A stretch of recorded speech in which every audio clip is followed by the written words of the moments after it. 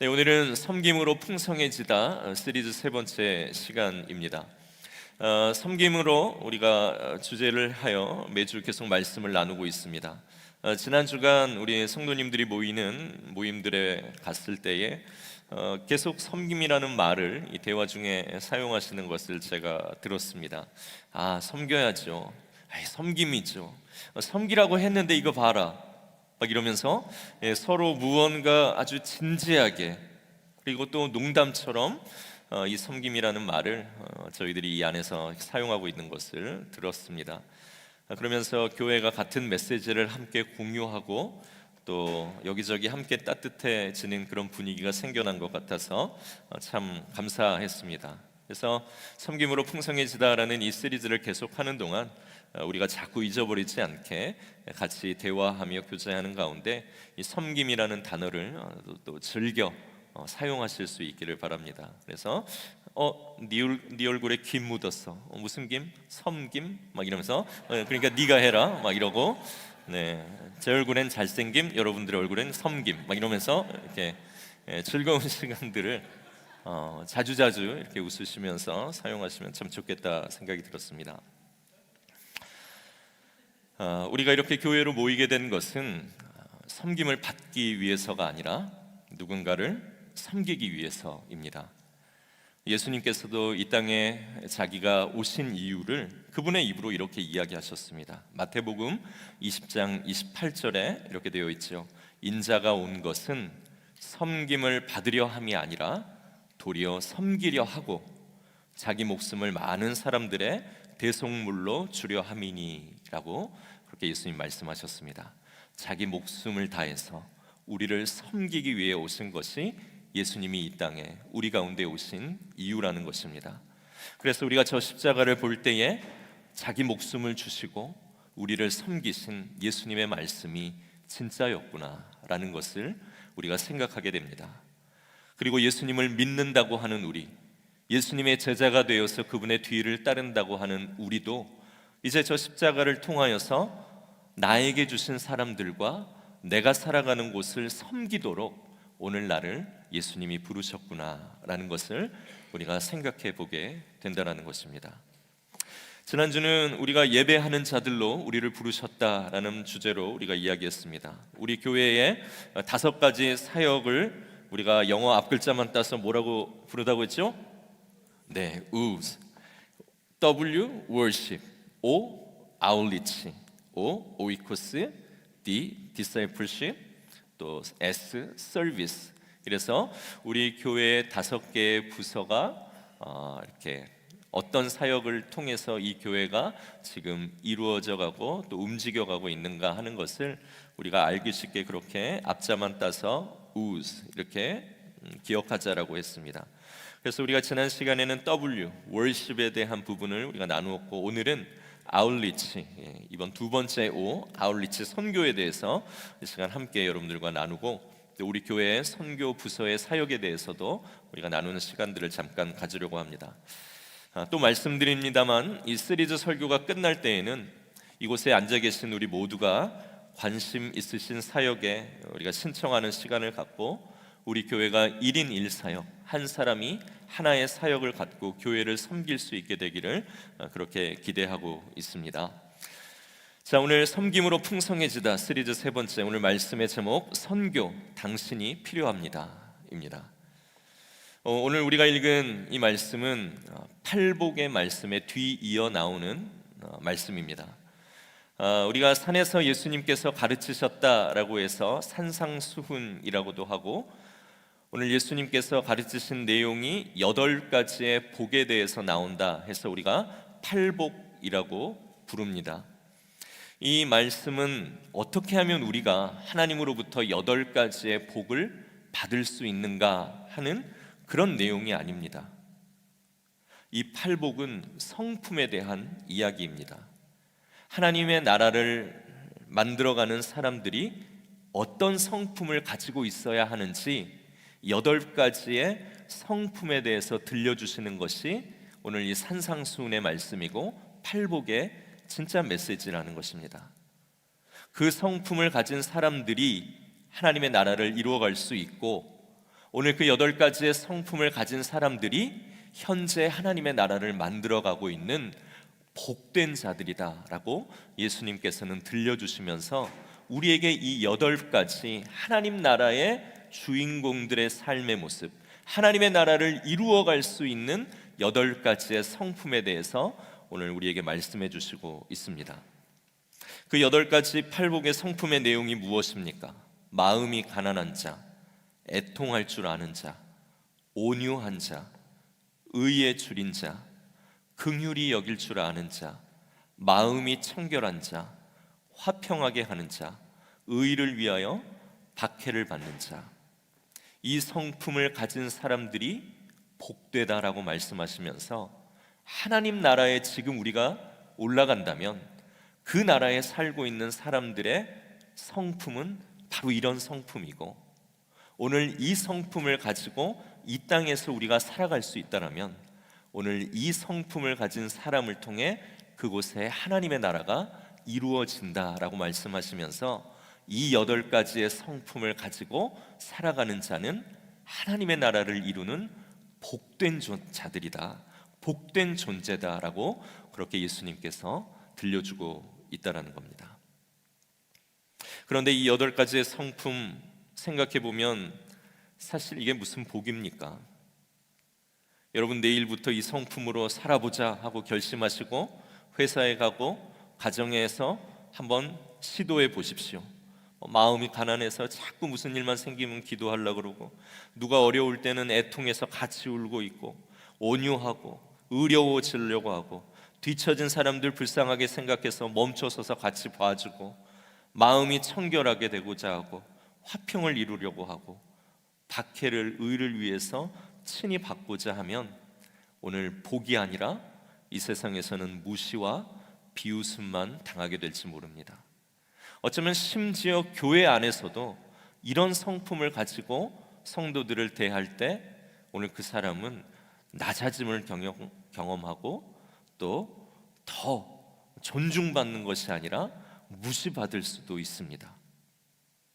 그래서 당시 이스라엘 사람들도 오늘 이 성품을 이야기하시는 예수님이 이해되지 않았을 겁니다.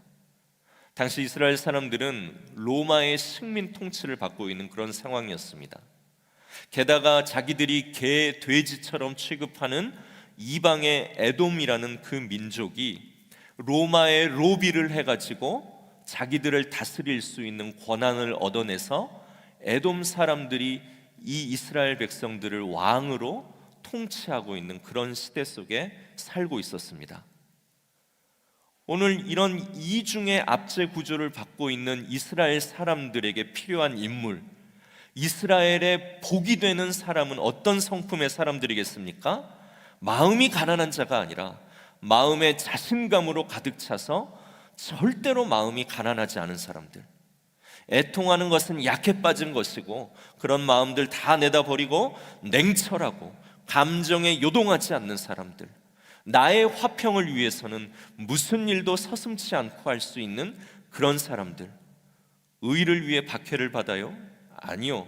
의를 위해서 로마의 군인들이나 에돔의 왕을 칼로 죽일 수 있는 그런 사람들이 오늘 이스라엘에게는 복된 사람들이었고, 그것이 당시 독립을 꿈꾸는 이스라엘 민족에 필요한 사람들이었습니다. 이런 성품을 가진 사람들이 있어야 지금 잃어버린 나라를 되찾을 수 있지 않겠습니까? 그리고 무시당하지 않고 자기들이 살 수 있지 않겠습니까? 그런데 오늘 예수님은 그런 사람들을 다 모아놓고 이렇게 이야기하시는 겁니다. 마음이 가난하고 애통할 줄 알고 온유하고 의에 줄이고 긍휼히 여길 줄 알고 마음이 청결하고 어느 곳에서나 평화를 이룰 수 있는 화평하게 하는 자, 의를 위하여 박해를 받기로 작정한 자가 복이 있다라고 예수님 말씀하십니다. 그래서 예수님의 이 말씀을 들으면 이 말씀이 마치 사람들의 생각과는 전혀 반대되는 성품을 오늘 복이다라고 들려주고 계십니다. 그래서 조금 더 깊이 생각해 보면 이 예수님의 가르침은 예수님께서는 어쩌면 이스라엘이 아니라 전혀 다른 나라의 생활 모습, 다른 나라의 삶에 대해서 말씀하고 있는 것처럼 느껴지고 있다는 것이죠. 그런데 오늘 이것이 매우 중요한 핵심 메시지입니다. 예수님께서는요, 이 세상에서 성공하고 싸우고 승리하여 쟁취하는 그러한 삶의 모습이 아니라 예수님은 전혀 다른 나라로 오늘 예수 믿는 우리를 초대하고 있다는 것입니다. 우리는 예수님을 믿고 구원을 얻었습니다. 그리고 구원을 얻고 천국의 시민권을 얻었습니다. 이제 우리는 이 미국 속에서 살아가지만 오늘 이 나라의 법과 이 나라의 성공의 원리가 아니라 예수님을 믿고 새로운 새로운 생명을 얻어서 천국의 시민이 되었기 때문에 이제는 천국의 성품, 천국 시민에 합당한 모습으로 우리를 초대하여 그 삶을 살도록 우리를 가르치시고 계시는 것입니다.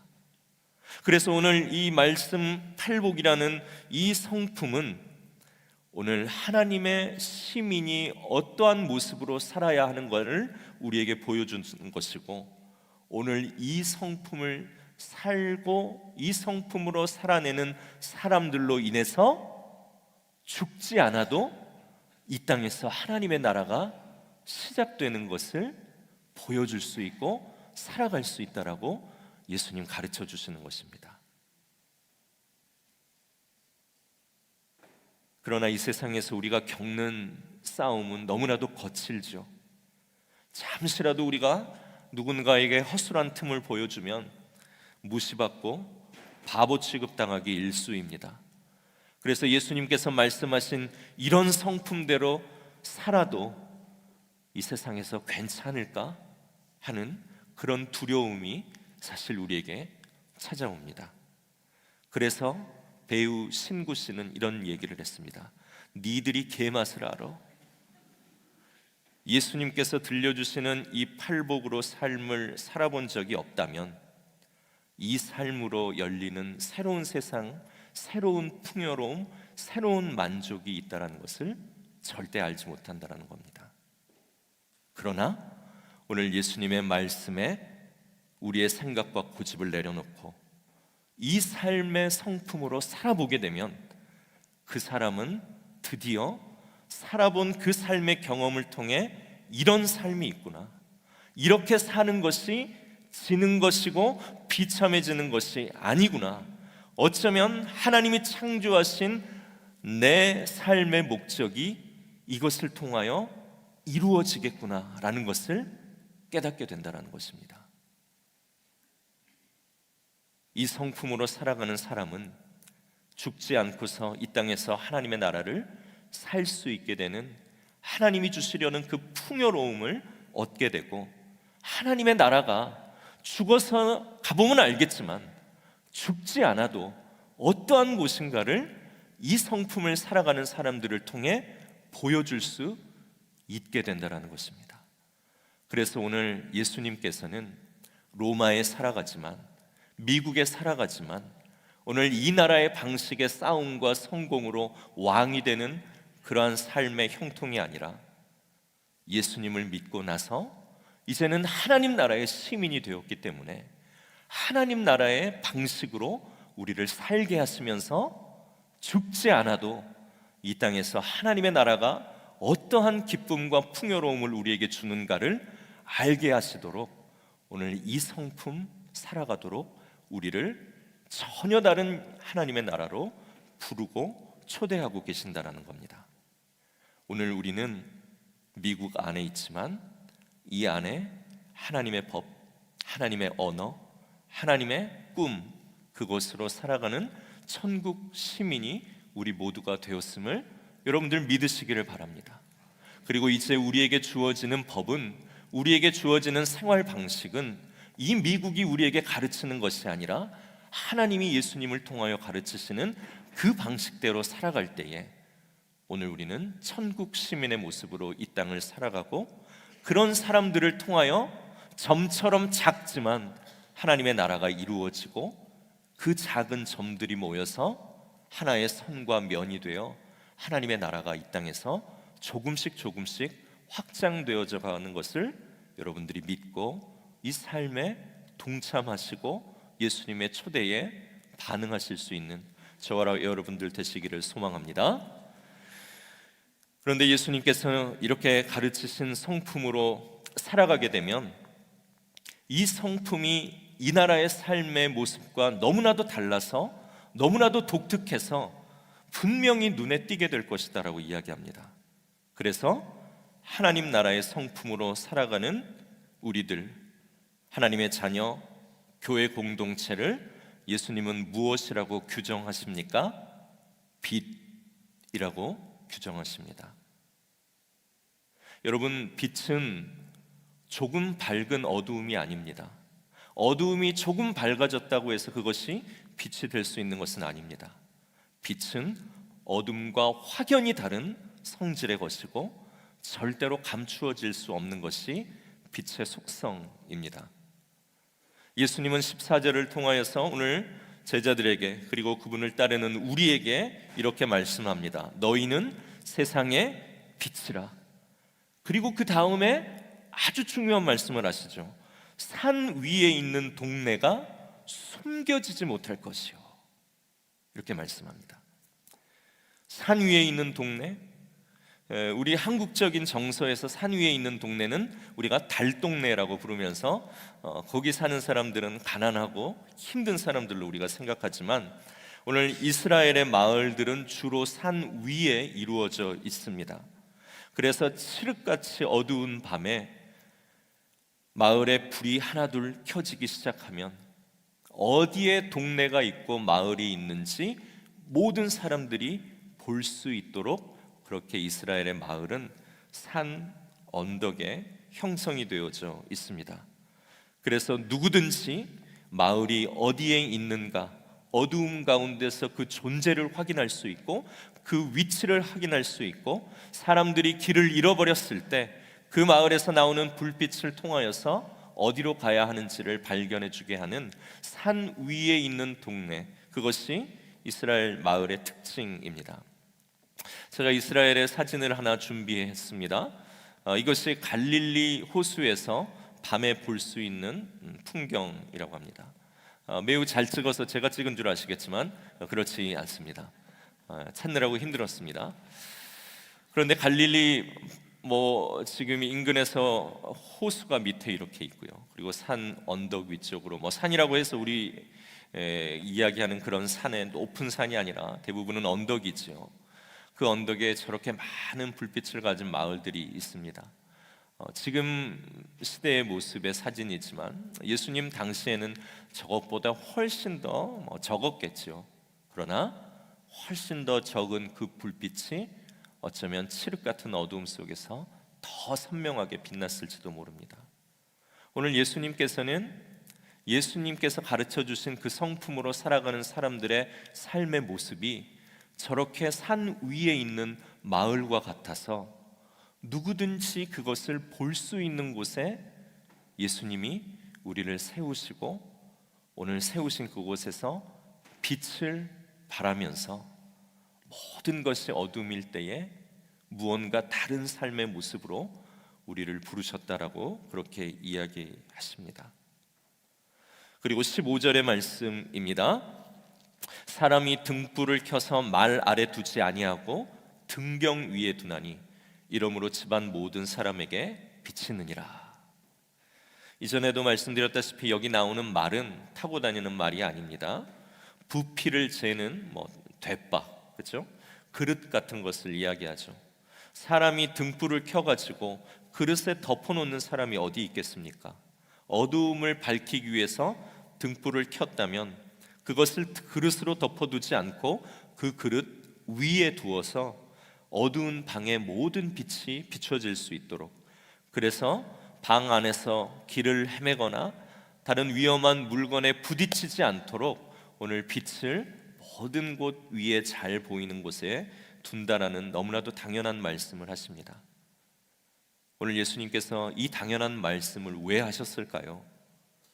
예수님을 믿고 세상 사람들의 삶과는 전혀 다른 천국 시민의 모습으로 살아가는 그 빛된 삶을 우리에게 주셨는데, 그 빛된 삶을 살아가는 우리가 어딘가에 숨어서 나 이제 구원받았으니까 죽어서 천국 가면 됐지, 뭐 내가 내 삶과 내 신앙을 그렇게 대단하다고 증명하고 사람들에게 보이면서 살아야 돼? 라고 생각하는 모든 사람들에게 너무나도 당연한 말씀으로 깨우치십니다. 누가 등불을 켜서 그릇 안에 숨겨놓느냐? 그릇 위에 두어서 이 삶을 모르는 어둠 가운데 있는 모든 사람들에게 보여줄 수 있는 그런 길을 비춰내는 사람이 되어야 되지 않겠느냐? 혼자 숨어서 자기 믿음 지키다가 그렇게 죽어서 천국 가려 하는 것은 어쩌면 예수님의 말씀에 대한 굉장한 불순종입니다. 예수님은 우리를 새로운 삶으로 부르시고 새로운 성품을 주시고 예수를 믿기 전과 예수를 믿고 난 후에 완전히 다른 삶의 모습으로 우리를 초대하시면서 이 빛된 삶을 가지고 우리를 산 위에 드러나는 곳에 우리를 세우시는 것입니다. 이곳에 계신 분들 중 누구도 그릇 안에 덮어 놓으신 분은 한 분도 계시지 않다라는 것입니다. 우리에게 그 삶을 가르치시고 그 8가지의 성품을 우리에게 갖게 하시면서 이제는 그 성품으로 살아가는 우리를 자녀들 앞에 놓으시고 배우자 앞에 놓으시고 믿지 않는 부모 앞에 놓고 형제들 앞에 세우고 친구들 앞에 직장 동료들 앞에 나아가 다른 인종, 다른 문화의 사람들 앞에서 우리를 드러나는 존재로 하나님이 세우신다라는 것입니다. 예수님께서 가르치신 이 8가지의 성품, 또 이 성경 안에 나오는 예수님이 가르쳐 주시는 그 삶의 모습으로 우리가 따라 살기만 한다면 분명히 그것을 통해 하나님의 나라가 생기기 때문에 오늘 우리의 능력, 우리의 자격, 우리의 성품이 아니라 우리를 통해 예수님이 드러날 수 있게 하셔서 우리를 누군가의 삶 앞에 드러나도록 세우신다라는 것입니다. 선교가 무엇입니까? 이것이 선교지요. 오늘 내 성품, 내 인격, 내 탁월함이 아니라 내 안에 살아계신 예수 그리스도, 예수 믿기 전에 그분을 저주했고 그분이 없었다라고 자신 있게 이야기했던 내 삶을 변화하게 하셔서 오늘 나를 이렇게 다른 삶의 사람으로, 다른 인격의 사람으로 변화하게 하신 그 예수님이 내게 무엇을 하셨는가를 그저 가서 전하고 보여주는 내 성품이 아닌 내 안에 계신 예수 그리스도를 드러내므로 오늘 모든 사람들에게 빛을 비추어 바른 길을 찾을 수 있게 하는 그 삶, 그것이 선교라는 것입니다. 오늘 선교에 가장 탁월했던 바울은 고린도전서 2장 2절에 이렇게 이야기합니다. 우리 2장 2절 말씀 함께 읽겠습니다. 내가 너희 중에서 예수 그리스도와 그가 십자가에 못 박히신 것 외에는 아무것도 알지 아니하기로 작정하였습니다. 아멘. 바울은 어떤 사람입니까? 엄청나게 공부를 많이 하고 유대 율법에 탁월한 자였고 바리새인 중에 바리새인, 모든 그 율법을 배우는 사람들의 정말로 우두머리이고 강력한 스승과도 같았던 그런 실력이 있는 사람입니다. 그런데 그가 예수님을 만나고 난 후에 자기의 언변이나 또 자기의 글이나 자기의 어떤 탁월함이나 종교적 지식이 오늘 하나님의 나라를 이루는 것이 아니라 오늘 내 안에서 나를 변화시킨 예수님이 오늘 하나님의 나라를 이루어가고 오늘 이 예수님만 전해지고 보여진다면 오늘 그곳에서 구원을 얻는 일들이 일어나는 것을 분명히 알았기 때문에 오늘 나는 예수님 그리고 그분이 십자가에서 나를 위해서 하신 그 일 말고는 내가 완전히 모든 일에 그냥 멍청이가 돼버렸으면 좋겠다라고 그렇게 고백하며 예수님을 전하는 것, 그것으로 하나님의 나라를 이루고 구원을 이룰 수 있음을 분명히 말하고 있습니다. 선교가 무엇입니까? 우리의 언변이 타고나야 됩니까? 우리의 지식이 많아야 됩니까? 무슨 언어를 잘 해야 선교가 잘 이루어집니까? 돈이 필요합니까?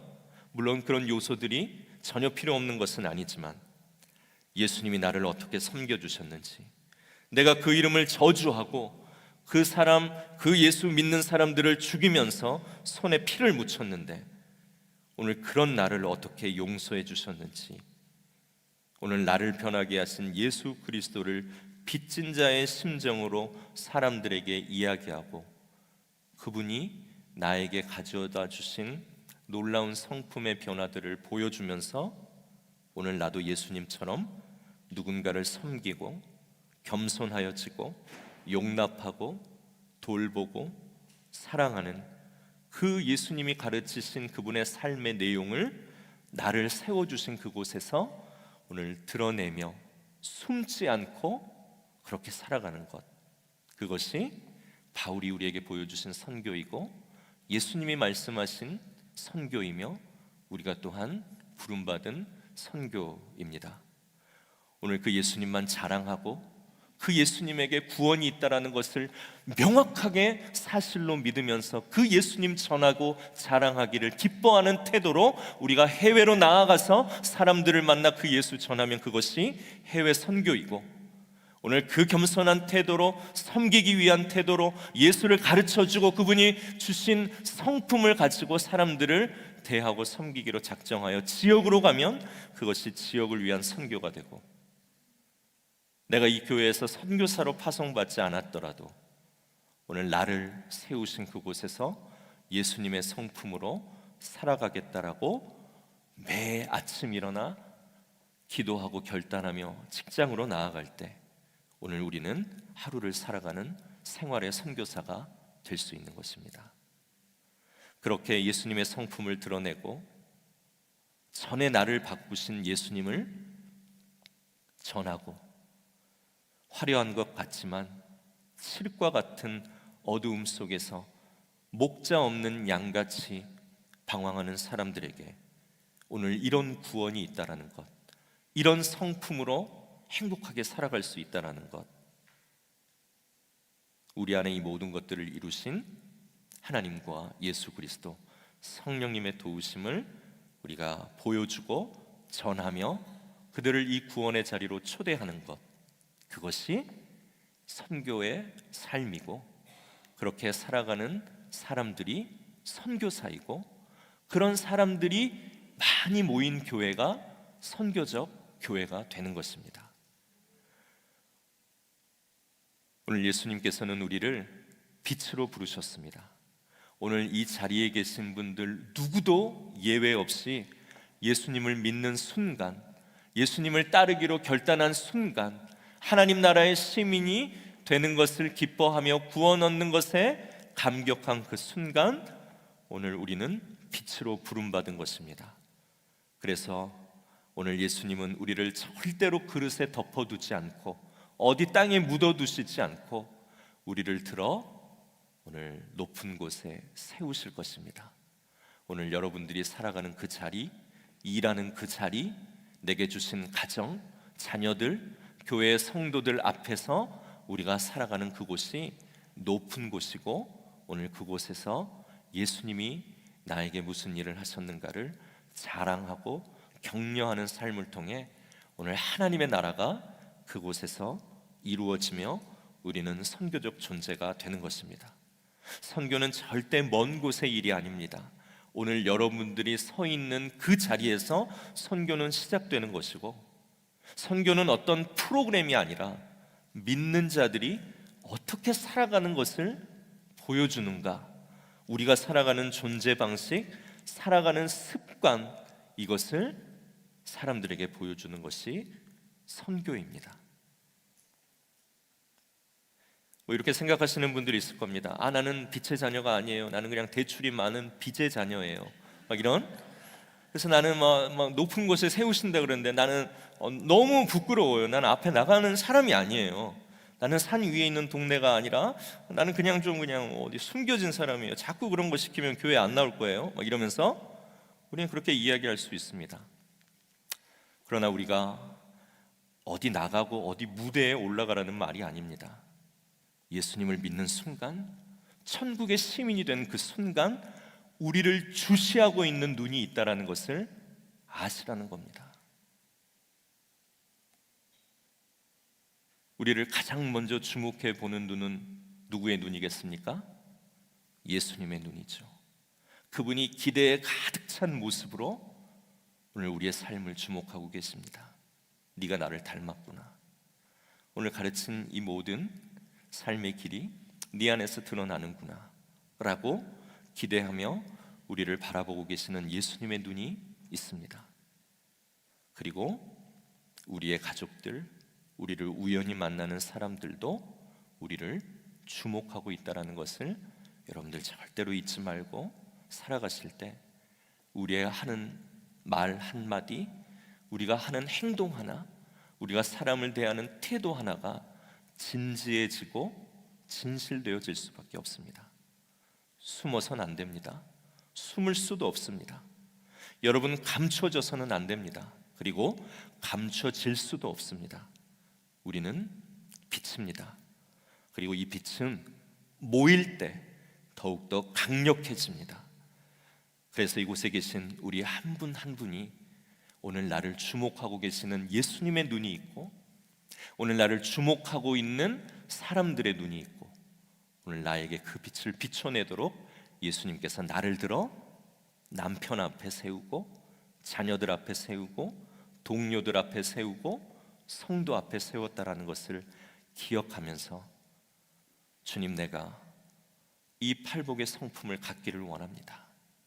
오늘 나를 통하여서 하나님의 나라를 전혀 발견할 수 없는 그런 세상의 사람들과 똑같은 방식의 삶의 모습 아니라 나를 구원하신 예수님이 오늘 내게 가르쳐 주신 삶의 모습과 그 성품을 따라 살면서 오늘 나를 통해 그리스도의 향기가 드러나고 나를 통해 예수님의 메시지가 읽혀질 수 있는 그리스도의 편지가 될 수 있도록 그렇게 선교적인 삶 하나님, 내가 매일 살게 해주십시오 라는 이 기도를 가지고 오늘 우리가 이번 한 주를 살아가야 될 줄로 믿습니다.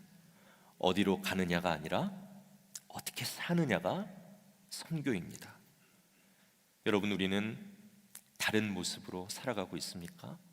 제가 늘 하는 이야기지만 우리 교회 홈페이지에도 있지만 여러분 아마 읽지 않으셨을 거라고 제가 강력하게 좀 확신하기도 하겠지만 그 홈페이지에 우리 교회 인사말을 보면 이런 문구가 있습니다. 우리의 꿈은 잘 사는 것이 아니라 우리의 꿈은 다르게 사는 것입니다. 이 세상에서 예수 믿고 똑같이 경쟁해서 예수 이름으로 더 높은 곳 올라가고 더 좋은 곳 취하려는 잘 사는 삶이 꿈이라면 오늘 우리는 예수님을 잘 모르는 것입니다.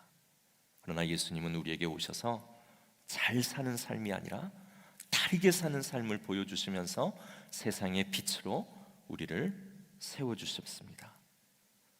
우리가 이런 질문 해봤으면 좋겠습니다. 나는 지금 그렇다면 어떤 다른 모습으로 살아가고 있을까? 나는 지금 무엇을 비춰내는 존재일까? 주님이 나를 빛이라고 하셨는데 오늘 나에게서 볼 수 있는 빛은 무엇일까? 우리 삶이 그 자체로 강력한 예수님의 메시지, 빛이 될 수 있습니다. 한 가지 말씀만 드리고 오늘 설교를 정리합니다. 여러분, 우리가 반드시 삶이 형통해야 빛이 되는 것은 아닙니다. 부자이고 여유가 있어서 사람들 잘 도와주고 좋은 곳 여행 다니고 또 병들지 않고 얼마나 예수 믿고 축복받는 것 같아서 야, 너도 예수 믿어봐, 이런 삶이 있다니까 하며 우리의 여유를 자랑하는 것도 어쩌면 예수님을 믿는 복을 드러내는 것일 겁니다. 그러나 어떤 상황에서든지 예수님을 의지하기 때문에 내 안에서 다른 모습이 나오는 것, 그것이 어쩌면 더 중요할 겁니다. 지금 내 인생의 깊은 어두움의 터널을 통과하고 있는 분들이 있을 겁니다. 아무리 기도해도 삶이 개선되지 않고 문제가 해결되지 않는 정말로 깊은 터널을 통과하고 있는 그런 빛을 느끼지도 못하는 상황 속에 계신 분들도 있을 것입니다.